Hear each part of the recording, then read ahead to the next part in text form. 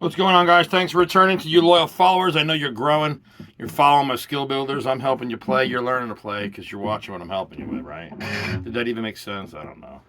But I know you're watching and I know you're getting better because these things work. So thanks for returning. I guess it won't be that long you're going to be on this channel. If you watch it for like a year, you should be like a monster after 12 months. I mean, how long does it really take if you're putting in a few hours a day, right? Just factor in and being there a year and you'd be like, holy shit, man, I'm going to be getting better. Like, for real, because these things work. And if you're following everything, thank you. Helps me, helps you. Maybe one day your kids are watching this channel, who knows? But tell your friends about it. If you guys are in a band, you know, these exercises work for bass players too. I mean, you know, yeah, they're guitar licks, but you got 4 strings. Just don't do 6. You can't do 6, but I mean, I guess you could be playing 6 string, but you get what I'm saying, right? Your standard 4-string bass player that you're playing in a band with, or your bass player got 5 strings, whatever he's doing. The finger exercises that I show you, they're for everybody. It doesn't matter what, you know, they can play them on a clean bass. Doesn't matter if you know, you're not picking him, but he's going to use, I mean, some do. But if your bass player uses his fingers, then he should be able to bop all through these left-hand exercises. So some of it's good for bass players too. I'm sure there's bass player videos out there, but they benefit everybody. If you play a bass, they're going to help you play that too. I play a small amount of bass. I'm no monster bass player, but I can play like Iron Maiden type stuff, and that's about as fancy as I get. But anyway, let's show you what's going on here. Today, I'm covering a couple of things. I'm going to show you a way to stair step, which allows your fingers and your brain to lock in together and develop that synchronized speed skill that you need to be able to, you know, which is basically thinking very quickly while you're playing very fast so you don't make mistakes playing fast. So at some point in your practicing, you're going to need some things that are moving at very high speeds so your brain learns how to connect with your fingers at those speeds. Basically, I guess it's like saying, you know, once you can drive 30, 40 miles an hour, you got to get on the highway. You got to learn to go 60, 70. And then once you can do that, you're going to think you can do 100 and you're going to go for that 100. So before you know it, you're going from 30 to 100. But it doesn't happen in a day, right? The guy doesn't take you up on the driver's ed, dude. If you had it already, you know that. He takes you out there with the second foot and you're like, what's that brake for? He's like, so when you crash, I can stop you, right? So the bottom line is, you know, you're moving around out there and you got to work your way up. And the same thing here. You got to work your way up. So you need exercises that are going to allow you to just practice at full speed. And the exercises, we don't want them to take you too long to get them down because we want you to immediately be building this other technique, which is connecting your fingers and your brain at warp speed. So it might be a long time. If you can play fast already, if you can pick fast, I should say, then this exercise is for you because it doesn't require any real thinking with the first version of it that I'm going to show you. The versions after that do require some thinking and they require serious skill. So you'll see what I mean. They look easy, but then when you go to do them very quickly, you'll see it's goof up city. You just mess them up. You know, don't be betting any money. You're going to get them right. They take practice. That's where you're here to learn, right? These things are for this video, these exercises, these lessons moving forward are for guys that have been here a while and are learning things. So they're not 5-minute videos anymore. These are what I consider to be real guitar lessons. It's like, so if you're sitting in front of me for 30 minutes or longer, these are the things I'd be showing you. So we are now past a quick 5-minute video for you to just learn some little exercise. I did those already. You watch all those 5 and 10-minute videos and you'll be able to start watching these 30-minute videos because these videos are putting out exercises for the guy that's about to go above and beyond the average player. Some guy that wants to actually maybe get paid to play. In order to get paid, you have to be very, very good. Somebody has to want to give you money for the skills you have. And just like any other job you work, you know, your value, you get paid based on your value. So if you want to get paid to play the guitar, you have to be a very good player. You have to know what you're doing. And you have to sound good. That helps too. So all of that combined, you can learn right here. So if you're new to this and you're watching one of these longer videos and you just got on, I highly suggest you go back and get familiar with everything I've crossed over, because I've basically put a program together from start to finish that takes a guy who can't even hold a guitar and basically will turn you into your own personal best player within only a couple of years. A year of watching this channel, or however long it takes you to get through all the lessons on this video, whatever your life's time frame is. You're busy, it takes you longer, it takes you 2 years, whatever. If you have the time, you can do it in 9 months, great. But the point is, I'm putting out videos here for you that will allow you to reach all professional level skills in a very, very reasonable amount of time if you put the work in.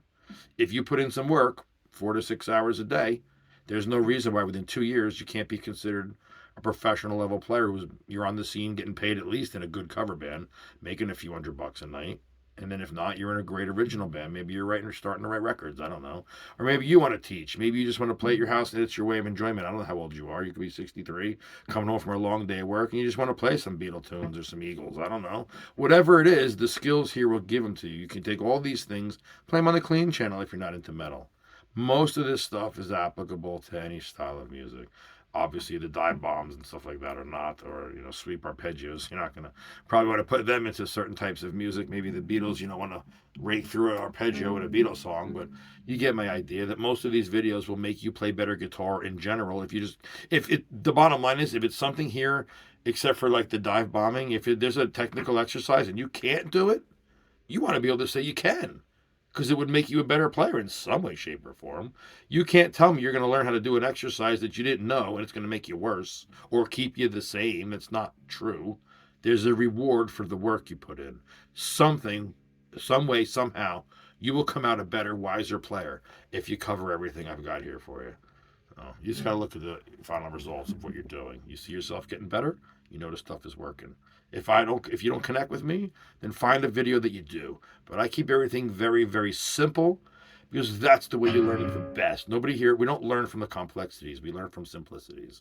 So let's do that. Now, consistency will get you very good, and persistency, being very persistent, will get you to reach your goals and dreams.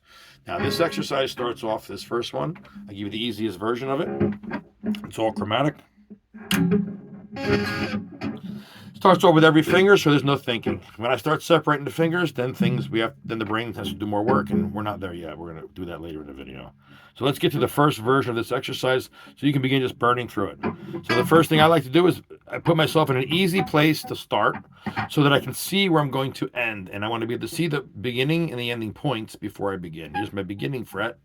I'm going to end in this fret. So you want to already know that you're going to be ending in 8. So if you don't end in 8, you didn't do it right. You messed up somewhere. And here's how it goes. It's just walking the stairs. We call it stair stepping.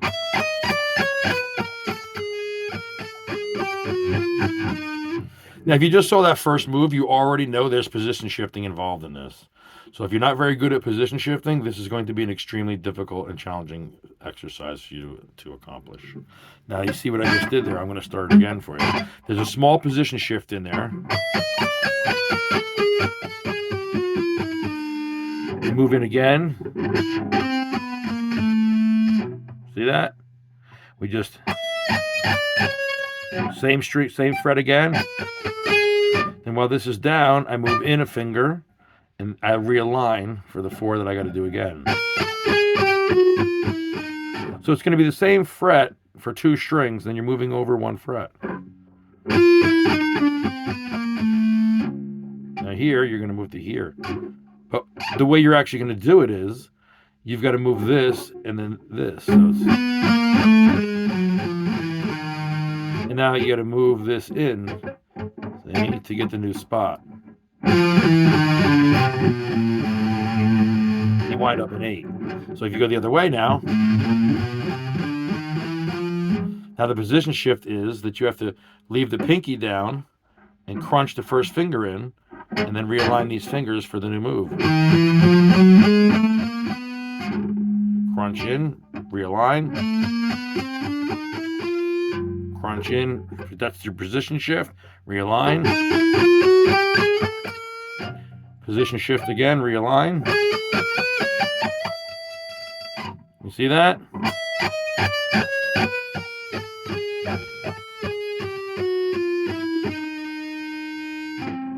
that?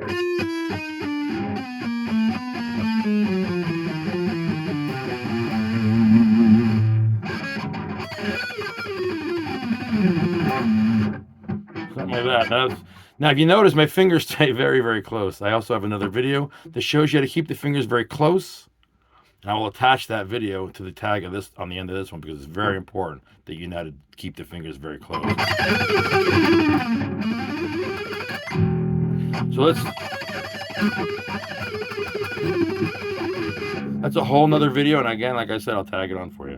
So let's get back to this. So basically what you're going to do is watch your fingers. You got to kind of look over at your guitar because you have to watch your position shifts until you can. I can basically do them without looking, and you will get to that point too because you'll just feel. These fingers are only moving a fret over. You'll be able to feel that very quickly.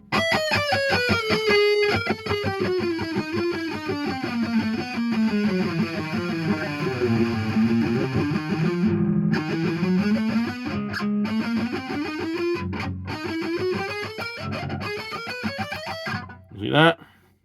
Now what happens is, so there's a lot of variations of this. I'll go over a couple of them. The first one is, the hardest one first, is you can move this down one fret and just begin the whole thing, and now it ends here, 7. So 11 to 7.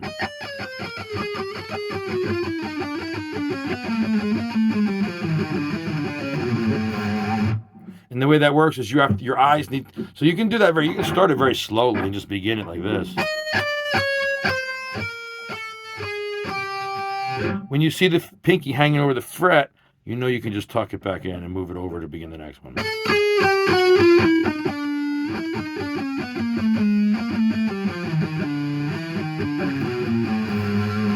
That's a variation you can do. You walk it one fret all the way down, you keep walking it all the way one fret back up.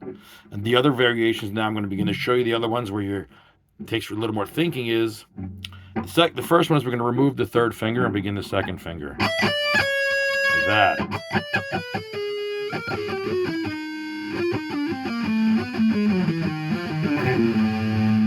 The reason I say these are more difficult is because they require a better position shifting ability. Your position shifting skills need to be better to do this one and the one I'm going to show you next than they do to be that first one.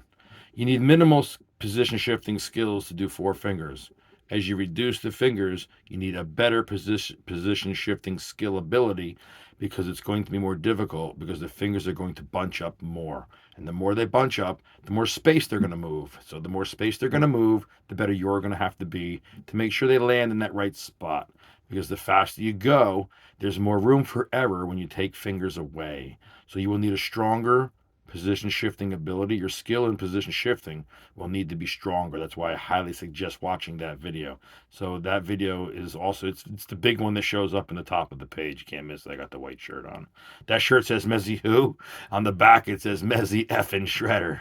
That's who, but it's spelled out, and I used to sell those shirts like hotcakes. I got them in green and white, and you'll see them occasionally. I wear the front of it maybe sometimes, but you'll see it. But that's a wicked shirt. People like it. I like it too because it's got some profanity on it, and I love profanity. The whole metal world is about profanity, right? Mezzy, they used to call me Mezzy effing Shredder, and I used to say, oh my gosh, like you're getting out of control now. But anyway, let's get back to this. Enough of my yibber-yabber. The bottom line is now we need more position shifting skills, so it looks like this.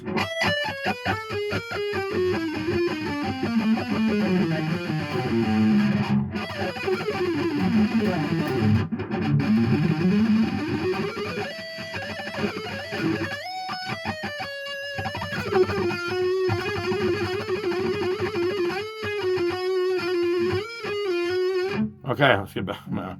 I have like total guitar ADD, I call it, something like that. Like you can't, guitar player syndrome, it's called GPS. Where we can't sit still and just, you're noodling around in between. So now the last version of this is, for me, this is the most difficult version. I'm not even going to lie to you.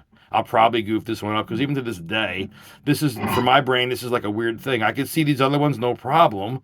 And then all of a sudden, when it comes to this one, well, every now and then I goof this one up. It's just the way it is for me. So again, everybody handles things differently. I'm not saying I can't do it. I'm just saying this one is the most, I make the most mistakes. If I'm going to make any at all, it's going to be with this third finger one.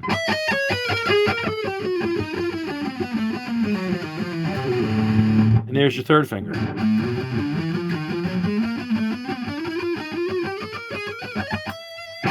And And you're just going to walk it up and down. So when you move it over one, same thing. You move it down. Now you can start over here somewhere.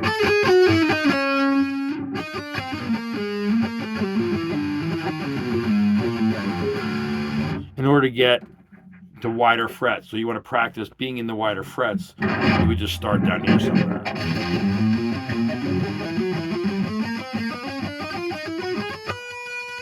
Now I'm on my neck pickup, as you can see my switch is up, because it's a smoother sound. And so what you're trying to develop is smooth speed. Now the bridge pickup is choppier. I'm not saying don't use it. I'm saying understand it's choppier. You want a smoother sound? Go to your neck. You want to sound smoother? Use your neck pickup. Why do you think guys like Zach and Ingve are constantly on that pickup? It's not for any other reason than it's the smoothest sound. It makes them sound better when they're trying to play. Well, not trying. I'm sorry. It makes them sound better when they are playing faster. It makes them sound smoother. They want to sound smooth. That's what professional is being smooth.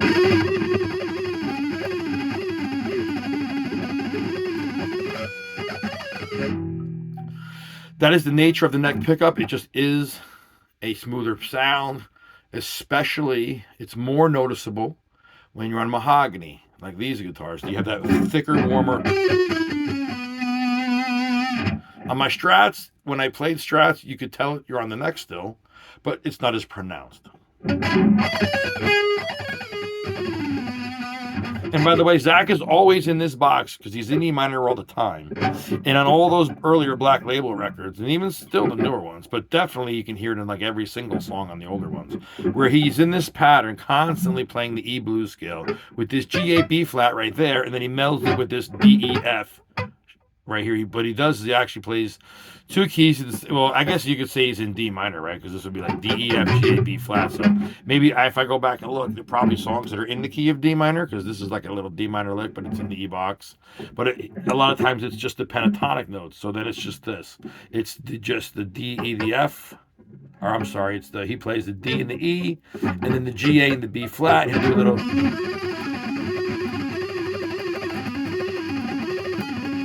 You hear that a lot, and then when he's in the actual key of D minor, he'll add the other note, the F. I made a little mistake there. He plays it in both keys. But when he's in the key of D minor, he adds in this F note. When he's in the E minor scale, he'll use the E blues scale, and you'll see him go like this. My bad. That's what he'll do. He'll play the pentatonic scale for E minor, and then he'll rub off that B flat for that little blues effect. And he does that a lot, so goof that up, trying to explain it there, bear with me here. So that's what he's doing there. So in addition to just running through these stair-stepping moves, while you're in this area over here, this E minor box is so popular, there's extra things you can be pulling off. Everybody should be, there's an easy move you can use for synchronization to synchronize your finger and pick. You're picking your fingers, how you're picking, pulling, you want to, I guess for synchronizing pull-offs, this is a great little move. You grab two strings here, one string here, and you pick up on the first string and down on the B string.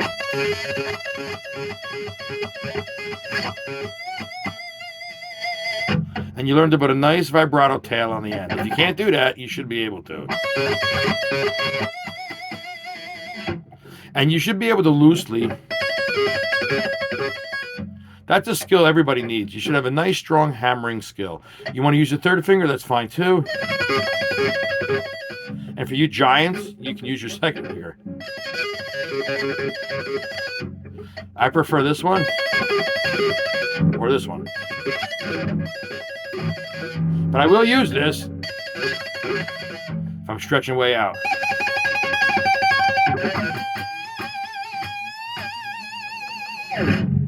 So you see that? I can get that vibrato right here. Or I can leave the finger alone and make it sound over there. But the nice thing is I can change the tone of that bar by how I hit the pick.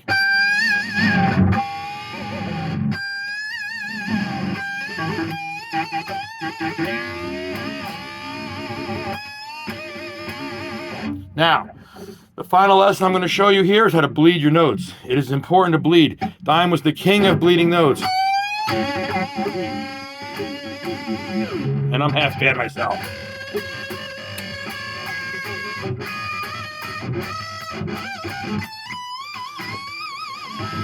When you want to bleed notes, it is a badass effect. And when you can just drop it in at any time at a moment's notice, it is wicked. And I would love for you to have that skill. So I'm going to show you a few, whatever. There's a lot of different ways as you get better. But I'm going to give you some ways to do it when you're not very good at it so you can just get good at it right away. I'm going to show you the main secret, the main trick to it. And then after that, you can just vary it and get a bunch of different sounds like I'm showing you here. The main thing you got to do is you got to be able to strike both strings at the same time while they're both fretted. You got to fret 2 strings at once like this. So if you just watch me do that, I'm gonna zoom this camera in for you here and really zoom it in. So don't think I'm coming into your house yet. Yeah. Now watch this. You really need to see this. The trick here is this. You get the finger on, you do your normal 2-string bend like you're gonna do vibrato, and then you say, honey, come here. Wham! No, I'm just kidding. You go like this. You bring the fingers in. You see that B string right here? Your B. You got to take this E string. You got to push the B. And then you got to get under the B and then you got to go up over it. So you got to go up. You're going to go up and then over and hook. So you're going to go up and then hook them both. See that? So watch. Up on the one, connect the B, and now I got them. I bring it down, I got both. So I got both now. So push up, grab the B on the way up, hook it on the way down. Now you got them both. Now you hit them both. Now you take that pick. Look where my pick is. How close? See in here? How close they are?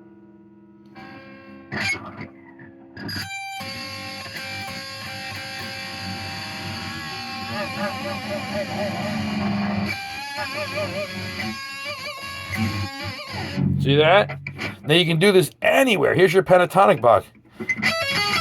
Here's the lick I just showed you. Come over, grab the first string, hook the second one.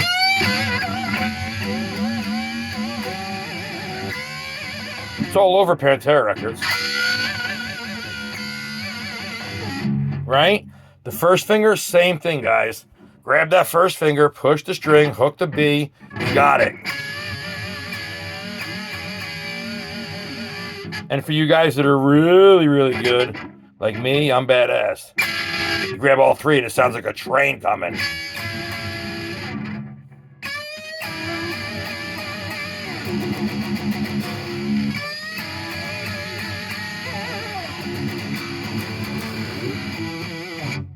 So that is the hook, is what you need.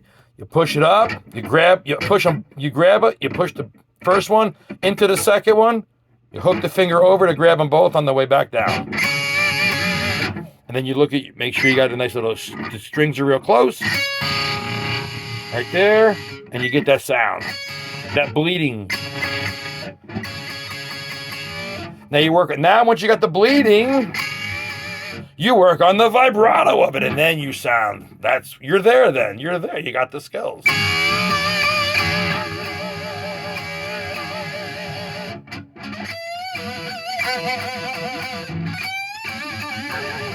Now, I'm going to say this. The closer you get to the bridge, when you're locking these notes down, the less, the sound is not going to be as loose. It's looser the farther away you get from the bridge into the center. A very looser bend. So we can even do the other, in the middle of the guitar, you grab the 3rd string, and you grab 3 and 4. Then you come over to 3 and 4 and you vibrato it, or you do it like this. The 1-finger vibrato. And you're...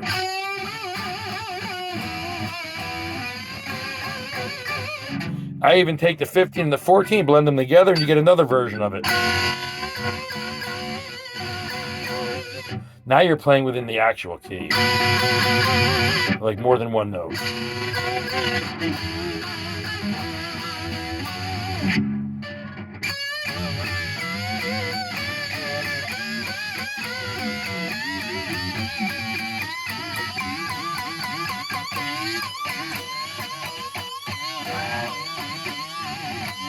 If you don't want it, you just hit the one note. But you got them both right there anyway.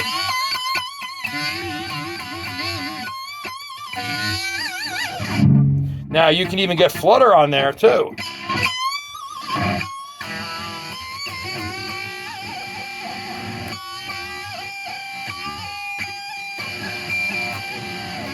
There's a lot of variations of that exercise. So bleeding the notes is a very, very mature skill that experienced players will carry.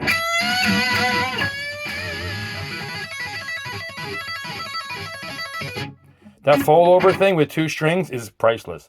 I suggest all you guys learn to put that finger on the 2 strings, learn to hook them, learn to grab 2 like this, do your thing, then get into 14 and 12, and do this really easy Zach move.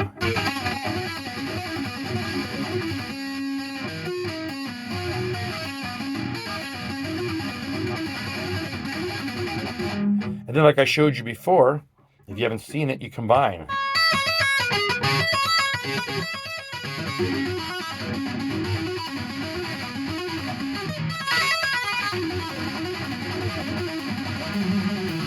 And when you're finished, you just walk it on home.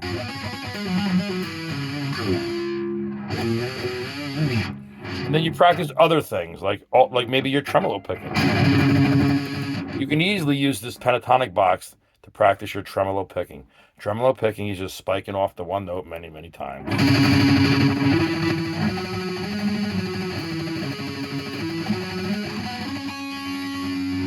Have your technique right. What did I tell you before? You move only the wrist. This is exactly how Zach picks. Exactly how he picks. But you're going to tremolo it.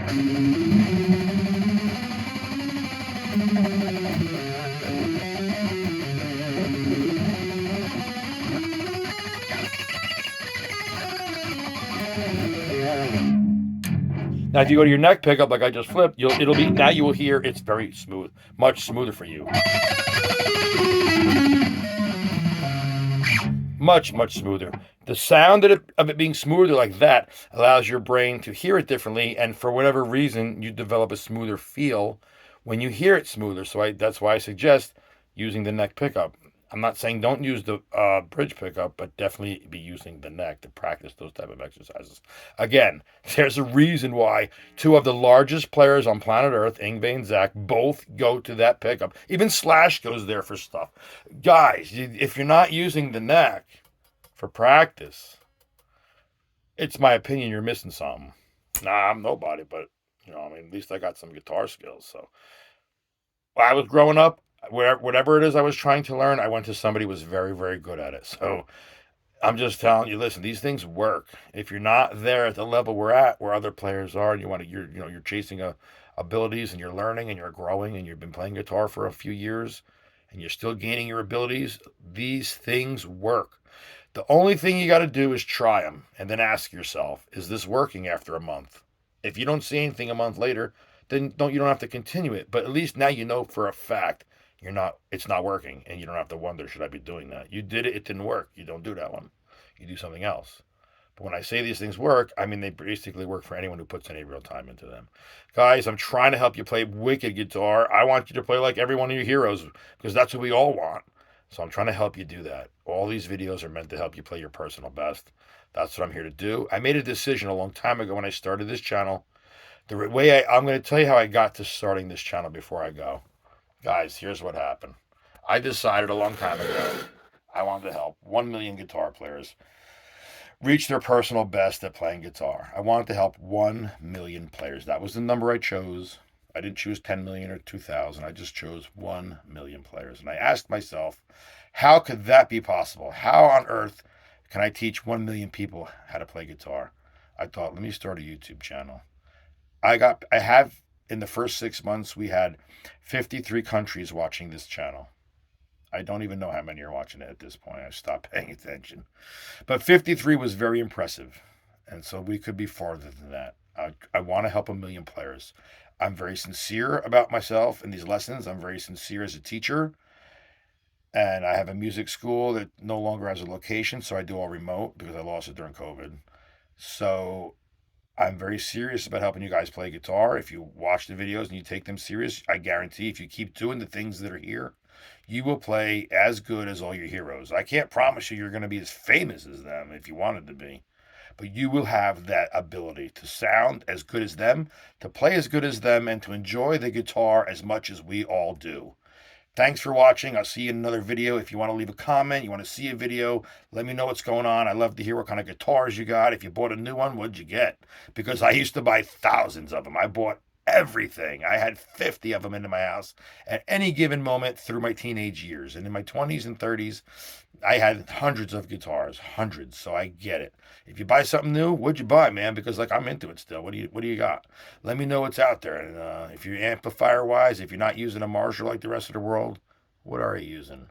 I love the Soldano SLO 100. It was my king go-to amp as a kid. It's my favorite amp to this day, and I'll never stop tracking and recording with one. I love the SLO 100 for live.